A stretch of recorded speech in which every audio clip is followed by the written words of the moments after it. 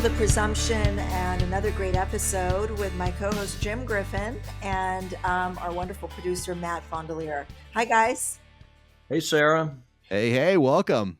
And then we've got like a thumb. We've got Eddie Furlong. Hey, how's it going? How's it going, guys? Yeah, sorry, I'm trying to kind of adjust this a little bit. Yeah, there we go. You're good. I'm doing this on my phone, so I'm kind of yeah, you're good. Yeah. A true actor trying to get the framing right, get the mise en scène going. I get it. Yeah. So, you guys,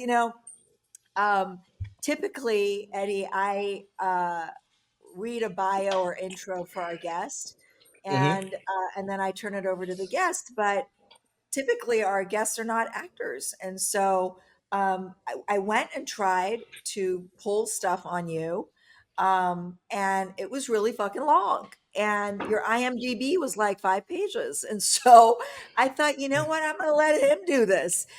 So obviously our viewers, for those of us who are watching or listening, know you from Terminator 2.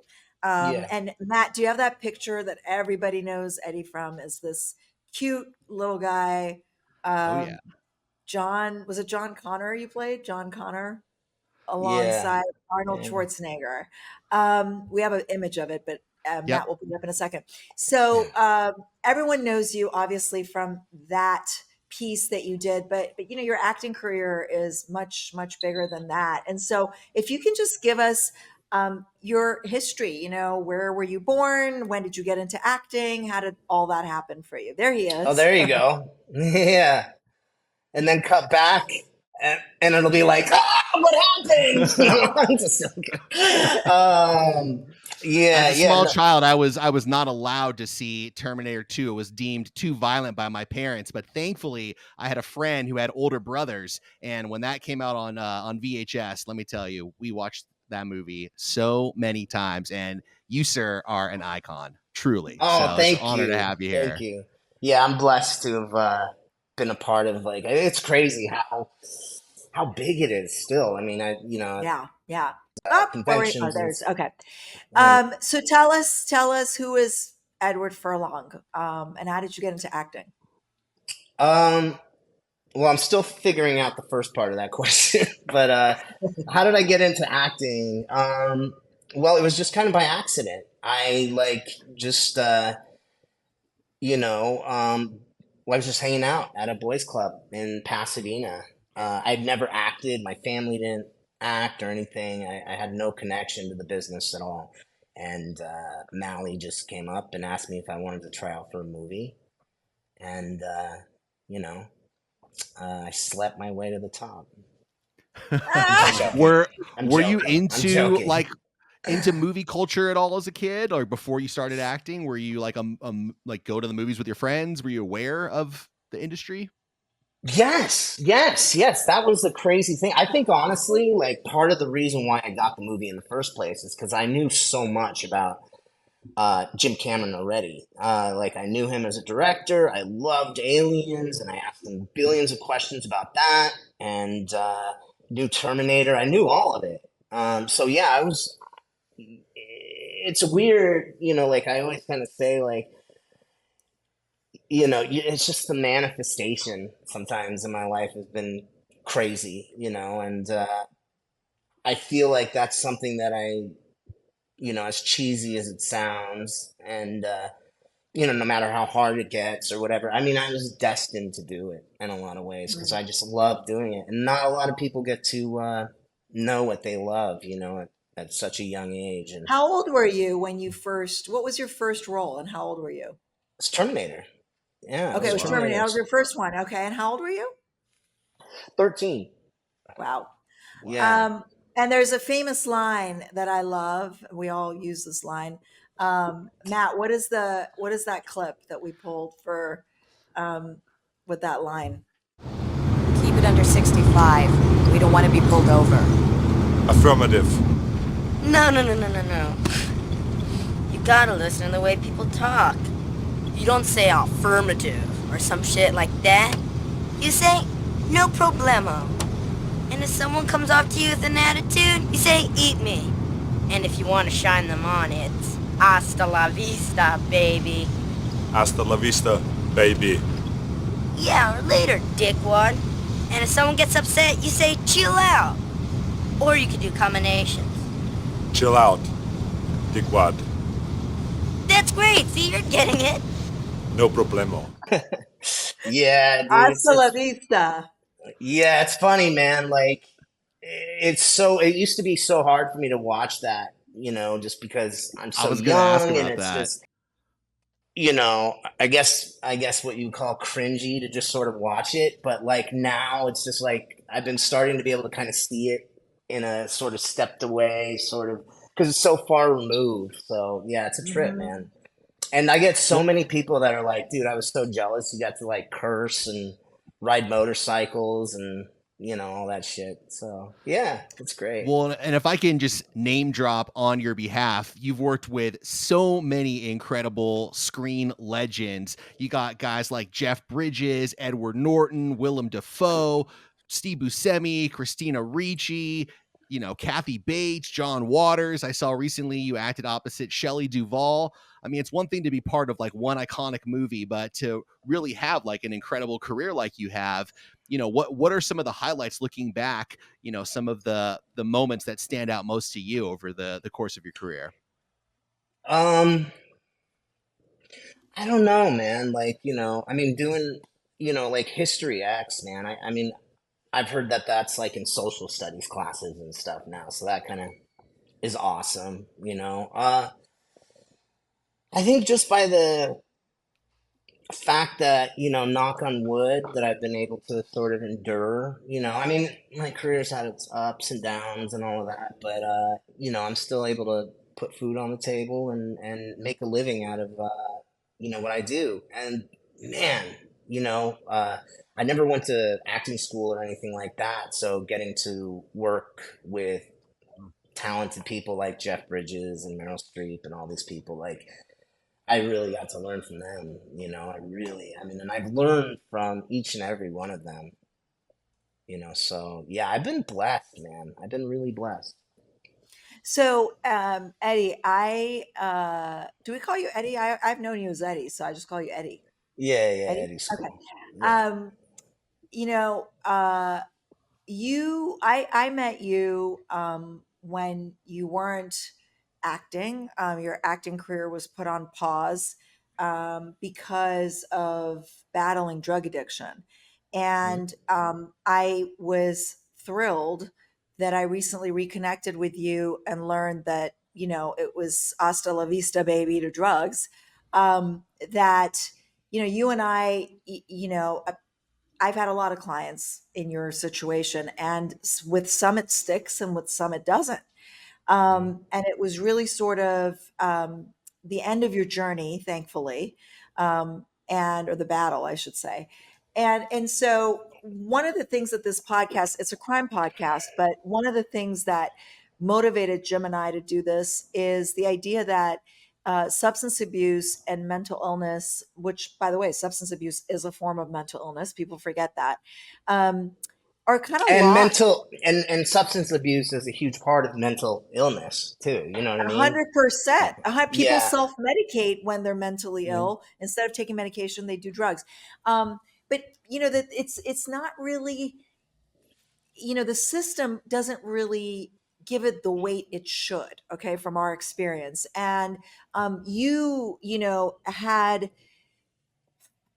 like many people, um, your issues with the law started with minor things like driving on a suspended license and DUI and whatnot, and then it escalated to what was in basically in headlines. And what I helped you with was an accusation of domestic violence, which wasn't really domestic violence, but still, if you were sober, you wouldn't have even ended up, having to answer to that. Mhm. And at some point, you and I went to court, and we both thought that you're going to be sent off to prison for 4 years or so because you had violated your probation a number of times. You were on felony probation, and um, we ended up getting you into treatment. And I think that the treatment, if I'm wrong, correct me, Eddie. The treatment was like for for 90 days or 6 months, and you ended up staying over a year, right?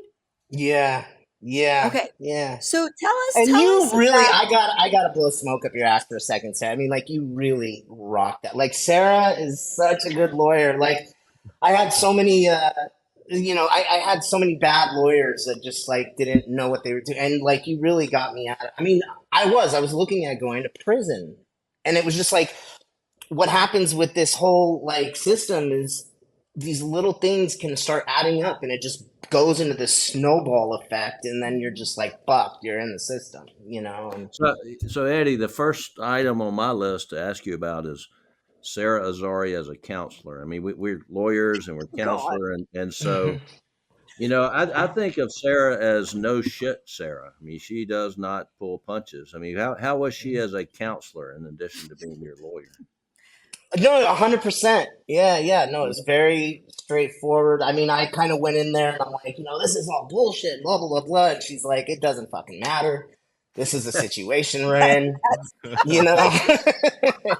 And it's like, you I just was got like, to you're do, going to treatment. yeah, yeah. Like, You're, pretty much you got to do what I tell you.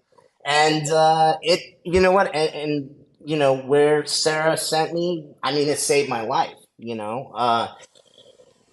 yeah, I went from, looking at possible prison for 4 years to just doing a year. I mean, well, I mean, with her, it was 6 months, but I decided to do a year in sober living. And, then I've been clean of everything for, once I got off Well, probation, that was an amazing feeling. Eddie, Jim thinks I'm bossy, and I Mhm. am. But I told Eddie where he needs to go to treatment. It wasn't like I was like, you need to go to treatment. I was like, this is where you're going. And I had somebody from the treatment center waiting for him in court to take him. Why? Because I wanted him to succeed. And I knew, I've had my own issues with drugs. I've been around people, and addiction. Jim has too. And I know that, like, you can't send somebody, Eddie, like you, where sometimes your drug of choice is just drugs, any drugs, right? And you were Mhm. drawn towards the pills and the opiates and stuff. And I was like, I can't send you to the Betty Ford Center with a bunch of alcoholic women. You're never going to Yeah. succeed. So that's why I knew that if you were going to do well and if it was going to stick, it would be with this demographic and this particular treatment center. So I guess, what your story is a story of lucky few, right? Not everybody Mhm. gets it. And it takes a lot of tries for sobriety to finally stick, if it does. And so, what do you think it was for you? Was it, by the way, you also said something to me recently, like fuck jail or whatever. So, tell me more about that. Yeah. Well, the system is definitely not like about rehabilitation. I mean, that's for sure. I mean, I kicked drugs in jail several times, and then just the second I got out of jail, I went back on drugs. Um, and it's crazy. Like, my experience when I was in there was like, because I'm a celebrity, so they K10'd me, which was like, I was like in the most high, what I mean? Like, I was in there with like real people who like were murdering people. Like, there was like a lot of like, because it's what is it, You were like in protective custody. Protective custody. protective custody. Yeah. So, but I even noticed that a lot of these kids that were like gang members, I mean, they were just like drug addicts, you know what I mean? And drug dealers and stuff. And that's just sad because a lot of them don't really know anything else other than the system. Like, their parents were in the system, they're in the Mhm. system. Like, I remember meeting one of my cellmates who was talking about how he was in jail because he was hanging out with his own mother, who was a gang member. You know what I mean? And it's like there's like they're not supposed to affiliate or whatever. And yeah, man, I don't know. Like, I guess like kind of for me, by the time I did get clean, I think it was just that I wanted it so bad, you know. I mean, like I was partying with Monica, you know what I mean? And it's just like I hated seeing what it was doing to her. I hated seeing what it was doing to me. I couldn't recognize myself anymore. Like, all my teeth were falling out. These are like veneers that they, screwed into my face. But like, you know, Hey, I have yeah. some veneers too. It's okay. It's okay. We look at it. Yeah. Yeah, but I mean, before that, it's like all my teeth were falling out. I was smoking meth. I was shooting heroin, and Yeah.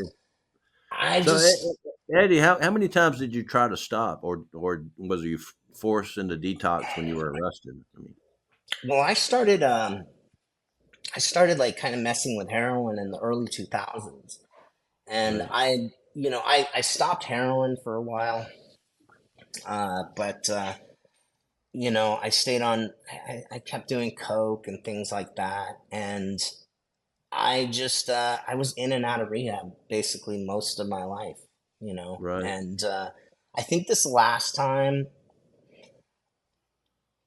it just, I think everybody has their own bottom, and I think like Yeah. I hit my bottom. I think I was just like, I don't want to be this anymore. It's like, and I was upset. Like, I mean, what kind of spiraled me down was like, I was going through a heavy duty custody battle and, doing that whole thing. And, um, it was awful. And Have you been I'm able with my to? kid Yeah.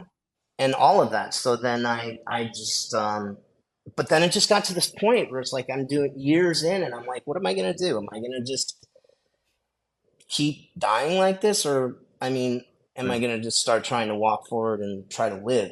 It's like I didn't Yeah, really, yeah, Eddie, I've never been where you are, and I'm so thankful you're not there anymore. But my understanding is that the more drugs you take, the higher your tolerance level is built up. So you need more drugs to get to that high, or to stop the withdrawals. And my question to you is, did people around you know that you were taking so much drugs? I mean, were you able to mask oh, it?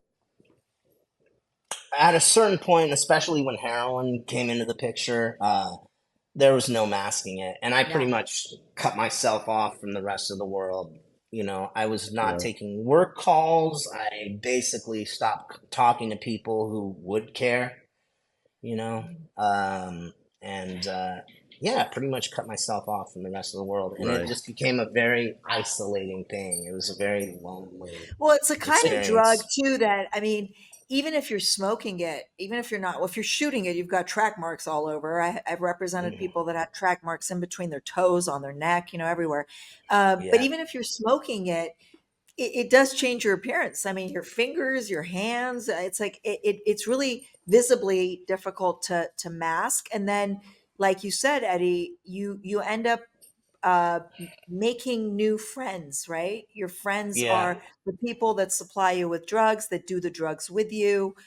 They're no longer people that support you, care about you, and want your sobriety. And so I know that you mentioned your child custody battle. The other issue was the impact on your career. You weren't working, right? You stopped working. mhm. Um, have you been able to? You've been how long are you sober now? 6 years, 5 years, Almost 6 years. In February it's Wow, going to be six Congratulations. congratulations. years. Yeah, thank you, thank you. Congratulations. That's a big deal. And and I'm wondering, have you been able to sort of repair some of those relationships and because as those things happen in sobriety, that's what motivates you to keep going, right? Yeah. No, it was it's crazy. Like in a lot of ways, I mean, there were friends that I used to party with, Mhm. very successful in life and everything. And when I got clean and they got word that I was clean and stuff, I mean, just different people that I hadn't talked to in years just started coming out of the woodwork and helping me, and Yeah. I honestly, I wouldn't have been able to do it without them. It Do you have a was, lot of support in Hollywood, like other actors who are sober? um, well, yeah, I mean, I, yeah, I just have a lot of people that I've been, with, for a long time or like come into my life Yeah. and just been I don't know. Yeah, definitely friends. I don't know about like, I mean, I guess I know some famous people in my life Yeah. or whatever, but I mean, uh, But just what I hear from, I have friends that are in the periphery of Hollywood, and I have some friends that are in Hollywood, and they all tell me that back in the day, a decade or two ago, any Hollywood party you would walk into would have, it's like there was all kinds of drugs. You name it, you could get it, and you would do it, and everybody was checked out. And now it's cool to be sober when you go into a Hollywood gathering. I mean, do you find that to be true? I don't know, dude. I don't really go to Hollywood gatherings Okay. anymore. You know what I mean? Like I've gotten kind of boring in my older life now. But Boring is I sometimes better than the yeah, it alternative. is. It is. But yes, those were the days, man. Like when I was going, I mean it was, yeah, I mean Coke was everywhere, Mhm. like back in those days. And I remember just yeah, I remember like back in the day when I would go out and stuff, it's like I didn't have to buy my own drugs, dude. Like they were just handed out freely to me everywhere, Yeah. just What yeah. was your exposure to drugs? Like, how did you start? You know, how did it start? It didn't Um start with heroin, right? I mean, it started with something. no, no, no, no. Honestly, like it's funny. I hate to say that it started with weed because I don't really see a problem with marijuana or anything. I don't Mhm. smoke it now, but Mhm. it's like when it comes down to it, I mean, I started out like just kind of smoking weed, eating mushrooms and stuff Mhm. like that, and did Mhm. that for, you know, until my 20s. And then it's just like when I started going clubbing, it kind of Yeah. turned into like wanting to drink more. And then I just do a couple Mhm. strung out on coke and kind Yeah. of tweaked out, and then I'd be like, "Oh my god, I need something to come down." So I'd get Xanax or heroin or Yeah. In whatever it By terms the was. of way, go ahead, Matt. Go ahead. I was just gonna kind of jump ahead in terms of the kind of sobriety process. I know it's been almost 6 years. Hopefully, it's easier for you now. But I wonder, how long did it really take until you started to feel, free or freer from the shackles of addiction? Oh my god, it took about a year, probably. Like, I mean, I still here and there. Like, honestly, like the funniest thing is like out of all the drugs, like even today, like sometimes I stop and I go, God, I miss mushrooms. Like mushrooms for some reason, or like, but yeah, I mean, like the actual, and I thought I was never ever. I mean, I thought I was never gonna feel that weight lifted off of me. And the great thing about the human mind is that we build up these new like neural pathways in our mind, Yeah. and we learn new ways to get those reward centers, and long enough time without, and I think it's about a year or so until you start kind of I don't know, like working out or whatever it is, and you just kind of learn to build those By the way, what new. you said, Eddie, about pot is 100% true. I mean, there's science behind it that pot is the gateway drug. For me, I was in junior high, and it was like a lot of it was peer pressure because everyone was smoking pot, and I felt like I needed to smoke pot. And Yeah, I started smoking pot, and I would do it before PE. PE was my first class, and we had to run the 600-yard whatever.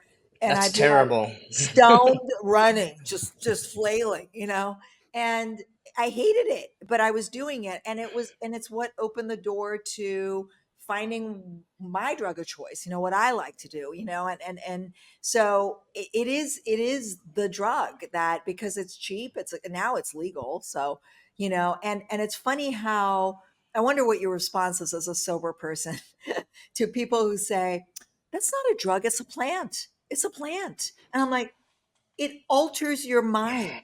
It is a drug. Alcohol alters your mind. It is a drug. I mean, it's not Yeah, that it's illegal doesn't make it less of a drug. It's just a legal drug, right? yeah. I mean, I like, I don't know. It's like when, I mean, personally, I wish that I almost just stuck with weed, like when I was younger. And I think, like, when I was like in the 80s, we always had the DARE program that would come in and tell you, like, Right. marijuana is the devil, and you're going to lose your whole life if you smoke weed. And this is nothing. What is everybody freaking out about? They lied to me. So like everything must be fine. You know what I mean? And it's just like, no, like there's real drugs. And I think we can be a gateway. I mean, it was for me because Yeah. I fell in love with it, but I mean, it's like, I don't know. I wish that I stuck with the stuff that was just like growing out of the ground versus like, Yeah. the speed, the cocaine, the heroin, and all of that shit. Because it's a completely different. It's a different thing, man. Did you find that it Yeah. was like impacting your career as well, just in terms of the projects that you were, getting offered, or your just emotional experience when you were on set? Like, is there, maybe a certain era of your films that one could watch and you would just be like, wow, you could just tell something's up, like what was that experience like? It was up and down, but I got to admit that when I was working, I was always, except for a few occasions, for the most part, I was pretty professional. Like a lot of times, I would Amazing. actually, like if I was on drugs, I would get clean or go to rehab, dry out, and then go shoot. But yeah, no, there's definitely a few things. You know what really like kind of ended up fucking me up more than anything was alcohol. Alcohol Mhm. more than anything. I mean, in a lot of ways, like I have a 16-year-old, and it's like I'd rather him smoke weed than go drinking. You know what I mean? It's like, Right. but Why is that? I don't know. Like alcohol, something became like sort of different with alcohol. Like I feel like when I was like smoking weed and doing all that stuff, I feel like I was just still like sort of experimenting. And then alcohol came along, and I found that it made me feel better in a Mm. really profound way. Like it Mhm. just, I remember feeling like I always felt very, I mean, I don't know, I guess maybe I had some social anxiety Yeah. or whatever. And I remember just drinking and feeling like I was the life of the party all of a sudden. I felt like I fit in. And Yeah. then I felt like I needed that as a crutch. I think alcohol is like a bigger mask, or does a better job at masking whatever pain you're trying to address. I think alcohol is a better drug for it than, like, for example, pot. And and it's ironic because I mean, I've been around a lot of alcoholics in my life. And and the damage and the wreckage is interesting too, because they, even when they're not drinking, they have that rage and that ire and that alcoholic behavior, that they don't even have to be drunk. It's Mhm. very it's got its signature thing, definitely, I think. Yeah. Both when you're white knuckling it and not drinking, and when you're actually checked out. I mean, I think the people that I know that drink to excess are people that probably should be in therapy or taking medication, or and then feeling depressed, and then taking and drinking alcohol on top of it just sinks you deeper in the hole, right? Because it's also a depressant. So it's just like it's like a vicious Yeah. cycle, you know And it doesn't, and that's the thing, it doesn't feel like that at the time, but yeah, yeah. it's like it definitely, it just makes everything, it's all of it. Drugs, alcohol, it just kind of like if you have that addictive personality, yeah, it's just it all just makes you spiral. Do So you think that Eddie, go ahead. I've represented a lot of people who've been addicted to meth. I mean, meth is. I haven't had any client beat meth until they go to prison, and for a long period of time, and I guess heroin too. And it sounds like had your experiences with both of them. I guess what drug is the most difficult to withdraw from? Do you Mm. can you? Um, and first of all, just one thing. There are shit tons of drugs in jail. I don't know about prison, I know, but I they're know, I know. everywhere. I That's was the going to that's ask you the about that. Yeah, crazy. believe me, um, you get, and the guys in jail get more out of what little bit they can get in jail than anybody in the world. I mean, they are very it ingenious. it's pretty insane what happens when you get a bunch of criminals together in one Right, place. You know what I right. mean? Yeah. But yeah, you know what? I'd say that heroin is definitely, um, I mean, in terms of the physical withdrawal, it's the hardest. Same What with Suboxone, which is like Yeah. a synthetic heroin. That's Correct. really hard to so do. and we've got Sam Canonas coming on in a few weeks, and he wrote a book called Dreamland and another one called The Least of Us, and it's about the heroin epidemic in the United States and the origins, and I mean he writes very poetically about addicts going through withdrawal and how difficult it is and how they would do anything to avoid that pain that they're going through. And I guess, I mean, if you had to put it in one word, I mean, you're an actor. I mean, what word would you describe the withdrawal from heroin as? Ooh, just hell. It's hell. It's like Mhm. I mean the best way to describe it is it's like, you just every single fiber of your body is just freaking out. Like I Mhm. mean you can't get comfortable no matter what position you're in. You're vomiting. I mean it's just coming out of like both ends basically. And I mean it's bad. You feel like you're dying. You feel like you're dying. You're not gonna die from heroin withdrawal. You will die from alcohol withdrawal, Alcohol believe it withdrawal or for not. sure. Yeah, but Look, there's no good time to be addicted to anything, but I just think, thank God, your bad days of battling this disease are not during a time of fentanyl, you know, because we're in a time now that people that are not even addicted, that are just exploring, college kids that are just exploring recreational drugs at a party or whatever, are dropping dead because everything's laced with fentanyl. it's Um, insane. I know. it's Yeah. terrible, and I just There's think, if you are an opiate addict, and I have a client right now in federal custody, who is being charged with sharing a pill that killed somebody that was laced with fentanyl. He thought he was buying oxycodone, black market, but it was laced with fentanyl. He took it. It didn't happen. He was fine, but then he shared it with somebody who died, so he's charged.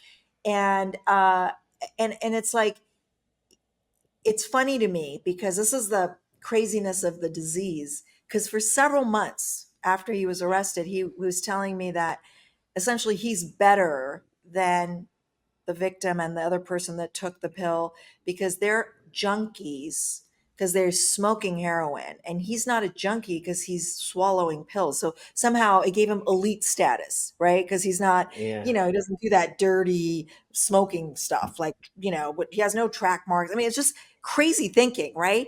And I go, yo, it's you're doing the same kind of drug in a different form, like, it's the same, Right. but my point is that fentanyl is crazy. I mean, it just, and especially if you are taking different things, mixing drugs and stuff. I mean, you just never know when it can just kill you. But what do you think, Eddie? They say that sometimes addiction is comes from genetics. You're Hmm. predisposed because of family. Sometimes it just happens to any of us, and it's just situational. What was it for you? There's drug addiction in my family, that's for Okay, sure. But good. for me, I don't know, man. I think in a lot of ways, just um, I think a matter of just like, different social factors and different things that just sort of came into my life and my my penchant for like depression. you know, like I said earlier, like, you know, I think drug use is usually like a symptom of other issues. And I think I was like 100%. trying to, you know, I'm a little ADD, so I would do cocaine, which kind of mellowed that out. And just, I don't know, just, yeah, especially Mhm. depression and stuff. I think that Yeah. was kind of a big thing. And I Mhm. mean, like, the thing is, too, it's like with getting clean, it's like, I didn't realize it for long. I mean, really, the only way you're ever going to get clean is if you really want it, you know? Yeah. And that's the Yeah. thing. It's like, and if you're doing it for anybody else, if you're not doing it for yourself, because it's hard. It's really Mhm. hard. It's one of the hardest things I've ever Mhm. done. And, Mhm. but I had that whole time, like, I'm going to do this time. I'm not going to quit, you know? And, I do think though that, that the legal ramifications sometimes, those people that are addicts and get in trouble and get arrested over and over and over again, that does is it is an incentive for some people to want it, to be tired of going in and out of the system and jails and eventually want it. I mean, for some people, unfortunately, that's not even a rock bottom, but I think it it's a wake up call, right? I mean, you do things on drugs that you would never do sober. I mean, that's just a fact. And yeah. our job is to educate the judges on, like if our client is not charged with something drug related or something that makes that connection obvious, it's a hell of a job that Jim and I have to do to try to get a judge to have mercy and empathy on somebody who's done a really bad thing, but because they're out of their mind, I Hmm. mean, people do other things that like they wouldn't otherwise do, if they were sober. So, um, Yeah, no, I agree. Like, it's funny because you know, because of everything with my custody battle and everything just going through the system, like, my reaction was like, oh, fuck it, I'm gonna do drugs, I'll show them. And literally, it just made me the worst representative for myself, man. Like, it just made it so much worse because there was no way I could go into the courtroom and stand yeah, up for myself in that yeah, frame of mind, you know? Well, like you were I, saying earlier, just sort of, fighting a battle of addiction is such an internal, personal experience. And you really do just need to want it yourself because ultimately you're you. Like you have to be the one to take the responsibility to do that, you know? mhm, Yeah. I did it a lot for other people many times. It never worked. I did it mhm, for relationships. I did it for my career. I did it for, and believe me, none of that matters when you're not doing it for yourself. yeah. mean, it sounds like Eddie, you detoxed a lot, but then learning to live life without drugs is a whole different concept. Is that right? I mean, Yeah, it's so my whole thing is I was almost like doing drugs and all that shit for so long, and that sort of became like who I was in many ways. It's kind of hard to explain, but I looked at myself and I thought everybody else looked at me as like this guy who likes to party and that's who I am and whatever. right. And then but I got to this point where I'm just like, you know what? Like, fuck it. I'm just gonna, I have to stop. So I have to either learn who I am or become someone else or whatever. And through I guess through the grace of God or whatever you call it, like found that I was, still driving. You know what I mean? There was a lot there that I actually was just sort of masking with drugs, Mhm. that Sure. didn't have a chance to sort of pop out. And man, it's amazing, dude. You know, now because of that, like, first of all, I'm not in any legal problem. I don't have any legal troubles. And I have this wonderful relationship with my son, and, you know, despite pandemics or strikes or whatever, like no matter how tough things are, I'm always kind of like very, I mean, if you can go through all of that, then I think you can go through a lot. So I'm sort of like very mellow in my days today. You know what I mean? I'm very like even keeled, and I think probably the most uh, grounded than I've ever been in my life. You Well, know? you're not only not in any legal trouble, Eddie, we are actually cleaning up the wreckage of the past, are we not? Yeah. We're about Thanks, to, Sarah. Sam, we're about to, I don't know if you have this in South Carolina, but in California, we can expunge misdemeanors and we can actually reduce certain types of felonies that we call wobblers, meaning it can be charged as a felony or misdemeanor. We can reduce them to a misdemeanor and expunge them. So it's a great way to um, restore someone's criminal history. It doesn't go away for the purposes of law enforcement, but if someone does a background check, Right. a studio, an employer, it doesn't come up. So I was so thrilled to hear that Eddie was doing so well after all these years. I thought about him over and over again. And I just, you think about your clients and you just, sometimes you call, sometimes you email, sometimes it just doesn't happen. And I reached out to him and I said, you know what? My gift to you for your sobriety is doing your expungement. So we're going to get started on that in a couple weeks. So, Oh, uh, Sarah, thank you. Bless your of heart. course, Thank you. You're of an course. angel. Thank you. Don't say bless Thank you. your heart because in the South where Jim is from, it means fuck you. Yes, yes. Yeah. It's really sarcastic. That's Oh, great. Yeah. wow. Who That's told you, funny. Sarah? That you finally caught on? You got a lot of bless your hearts over the past year. That's Jim had a high profile client, a murder client. It's a trial, Alec Murdoch, and I was very heated about it because yeah, I felt like he was wrongly convicted, and there was a lot of problems in the trial, and so I got a lot of haters on Twitter because of it. And these women from the South were all saying, bless your heart," and I was like, "No, bless yours." Oh, yeah. Yeah. Once I learned what it means, I was like, "No, bless yours." Anyway, Yeah. Well, at least you weren't so what are saying you thank working you. on now? What are you working on? Well, I got a movie, the Shelley Duvall one. I think that's kind of in the works right now. I finished a movie in Texas, and that one came out. It's called Charlie's Horse, and the other one's called Forest Hills. Forest Hills. Forest Hills. Is Okay. yeah, yeah, yeah. And and then things were kind of percolating and getting was putting stuff together, and then this fucking strike happened. I So know. yeah, Are now these now I'm in movies that. that the Forest Hills and what is it? Charlie's Horse. Charlie's Charlie's Horse. Horse. Are they big screen or are they Netflix or what are they? I think Charlie's Horse was a streaming. They were streaming that. I think Okay. on Amazon, Okay. and I think I'm not really sure what Forest Hills is going to be yet. I think it's going to stream.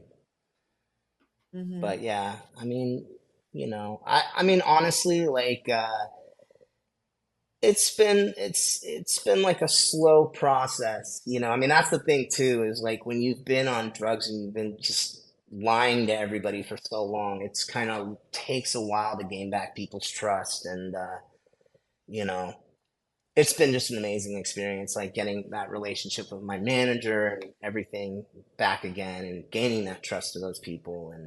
Yeah. And now we're just kind of working as a team, and I feel pretty pretty positive, I think. You seem really even keeled and positive. Let me just say, obviously, I don't know you prior to this, but just hearing you talk right now, I feel like if I was producing a movie, like I would absolutely hire you. You don't seem like you got a screw loose or anything. You got it Oh, together. I'm thank so you. glad you came out the other side of all of this. It's amazing. Yeah, yeah. I have to work hard at it for like however long we're on this, and then we get off, and I just go batshit crazy and Right.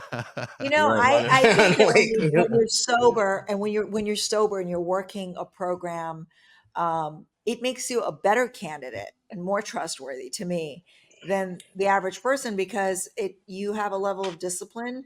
You believe in accountability. Part of working the 12 steps is not easy. Admitting your wrongs and making amends. I mean, that's not an easy thing to do, and I think that it's almost, you know, it's like you've proven yourself, you know, in some Yeah. way. So, anyway, I'm so Honestly, proud of you. too, like, just another one last thing, like, when we met and, like, I was in all this legal trouble, and I mean, if there's anybody else out there listening to this that's in the same situation at all, because it can get really messy when you're going through a DV case or any drug related cases or any of that shit. Like, it gets really messy and it seems like there's no end. It really does. And it seemed like I thought my life was over and I didn't see an out to any of it. And you know thank God, like, for like, if you even if you're just taking baby steps out of it, you're going to get out of it eventually. And there is hope. There is hope for people who are just good people that have gotten into a bad place, and sometimes it feels easier to just sort of give up when it just seems hopeless sometimes, when you're in that. And just being able to kind of walk your way out, there's an end of the road there. There is light at the end of the tunnel. And I, out of all people, like, really should not know that, because I'm lucky to have figured that out. But just for anyone that's listening to this, like, that's been in my situation, I was fucked. My career was falling apart. My family was falling apart. Everything, my work, everything. Just but it can take a while sometimes, and it takes being brave, and it takes loving yourself, and being okay with just being with yourself in all of this, and just doing the right thing. And yes, trying to turn it around to helping other people, or getting out of yourself, and just all of that. I don't know if that makes sense, but yeah. No, it's great. It does. Yeah. Thank you. No, Thank you for Eddie, being so open and candid with us about all this stuff. that was Yeah, thank absolutely you. beautiful. That was beautiful, and I hope people listen to you. I know they will. Sarah and I deal with judges and prosecutors every day, and I got to tell you, they are the most unempathetic, unsympathetic people that we face. Not all judges, but I was in court today. This girl I've known since she was 15. She's 35 today, and she's hooked on heroin, and she was being a drug mule so she could earn a couple of $100 to support her habit. And she's pulled over with her 2 kids in the back of the car, and so we're trying to get out on bond. We've got an inpatient drug residential program for her lined up for a year, and this prosecutor is like 30 years old, trying to put a notch on her belt, is just fighting us tooth and nail and putting the judge in a really bad spot. And so it's just frustrating. And to hear that you've come out on the other end and there's hope for everybody, as I hope not only people in your situation, but those asshole prosecutors out there, I hope they take note. They're not all Yeah. assholes, but I think of one today. That's all I got to say about that. Want to name names Yeah, no, here I before feel we you. get going? Yeah, Jim, are we editing that out, or are we keeping it in? yeah, we'll talk about that later. Yeah. Okay. No, All I right. feel Well, you. Eddie, I can't thank you enough for joining us. And It's my pleasure. we're going to be following. I'm not a big movie person, but I am going to watch your movies. So we're going to stay You're going to connected. see the Barbie movie tonight. Don't say anything different. No, I'm not. Yeah. So let's stay connected. And we're now in the cleanup process. So I look forward to helping you with that. And I really appreciate you joining us. Thank you. It was my pleasure, you guys. Thank you. Thanks for coming on. All right. Awesome. And All right, we you guys. appreciate all of our listeners. So thank you guys all for subscribing to the show. Follow us on YouTube, Instagram, Twitter, you name it. And until next time, Sarah and Jim. We rest. We rest.